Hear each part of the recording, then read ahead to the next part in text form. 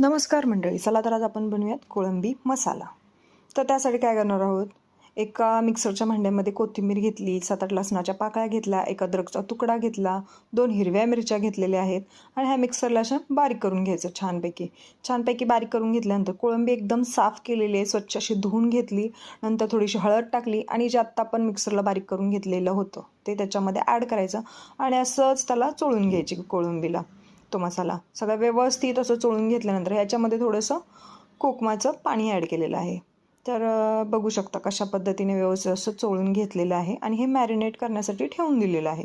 तर तोपर्यंत काय करणार आहोत, आपण पॅनमध्ये थोडंसं तेल घ्यायचं, तेलामध्ये थोडासा बारीक चिरलेला कांदा ॲड करायचा, छानपैकी परतून घ्यायचा म्हणजे कलर चेंज होईपर्यंत. तर कांद्याचा कलर चेंज झाला की त्याच्यामध्ये आपण ॲड करणार आहोत टोमॅटो. तर टोमॅटो बारीक चिरलेलं होतं ते व्यवस्थित असं त्याच्यामध्ये परतून घ्यायचं. टोमॅटो पटकन भाजावं म्हणून आपण काय करणार आहोत, त्याच्यात थोडंसं मीठ टाकायचं थोडंसं. त्याच्यामुळे काय होतं, टोमॅटो पटकन भाजलं जातं.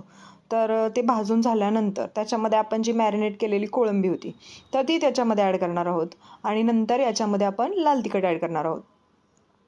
ते व्यवस्थित असं लाल तिखट टाकलेलं आहे, थोडंसं चवीपुरतं मीठ ॲड केलेलं आहे. छानपैकी ही कोळंबी अशी परतून घ्यायची. बघू शकता कशा पद्धतीने परतून घेतलेली आहे आपण.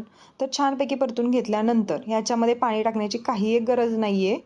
ते कोळंबीला आपोआप पाणी सुटतं, त्याच्यामुळे झाकण ठेवून दिलेलं. बघू शकता कशा पद्धतीने पाणी त्याला सुटलेलं आहे.